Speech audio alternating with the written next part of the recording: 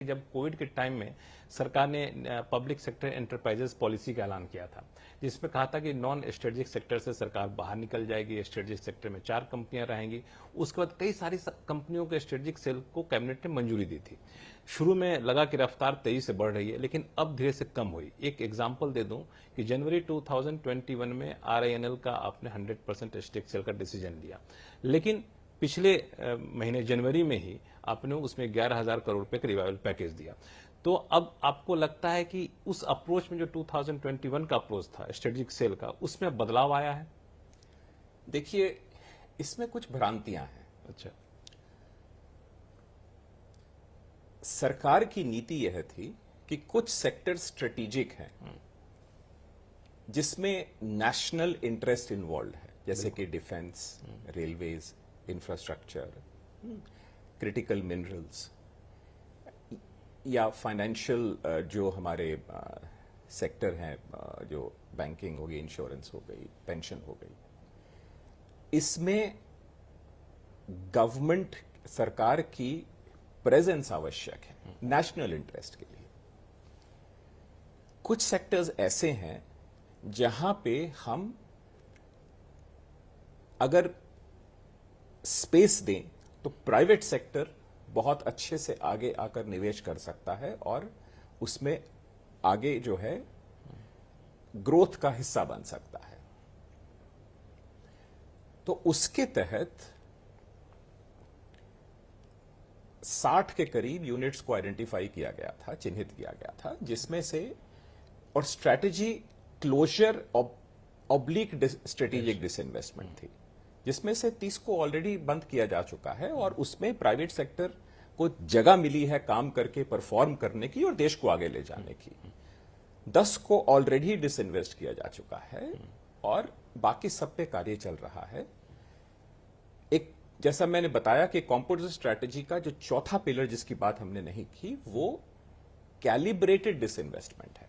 Calibrated disinvestment का मतलब है कि हम सोच समझ के कैलिब्रेटेड तरीके से डिसइन्वेस्ट करते हैं। कोई भी asset manager market conditions, corporate performance और स्ट्रेटेजिक ऑब्जेक्टिव्स को देखते हुए ही निर्णय लेता है। इसमें थोड़ा सा स्पेसिफिक सवाल आपसे पूछूं कि इनमें से कई सारी कंपनियां हैं जिसको कैबिनेट ने अप्रूवल दे दिया स्ट्रेटेजिक सेल का, तो अगर आप थोड़ा सा क्वांटिफाई कर सके कौन कौन सी कंपनियां ऑन द टेबल है जिसको कैबिनेट ने अप्रूवल दे दिया है? मार्केट सेंसिटिव इंफॉर्मेशन मेरे लिए देना संभव नहीं होगा,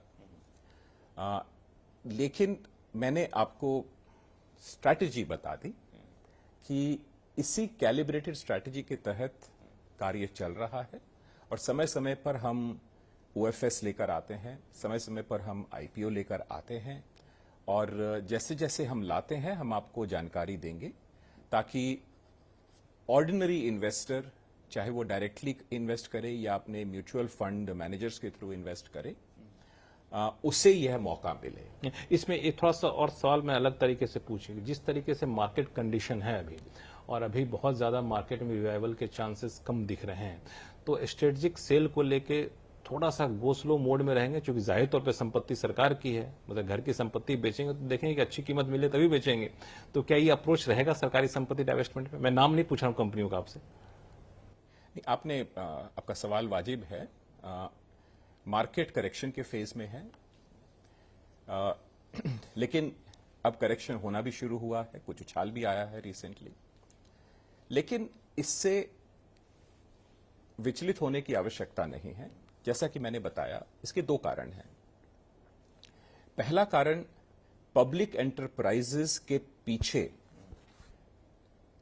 सरकार है, सरकार की नीति है कि हम कंसिस्टेंटली और सस्टेनेबल तरीके से डिविडेंड देंगे और इस प्रॉफिट और इस वैल्यू को आम लोगों के बीच, आम नागरिक से बांटेंगे। और दूसरा, दीपम अपने मॉडल्स के ऊपर काम करता है जिसमें ये सारी चीजें, ये सारे ट्रेड ऑफ्स पर एक समेकित दृष्टिकोण से निर्णय और कार्य किया जाता है और सही समय पर यह कार्य किया जाता है।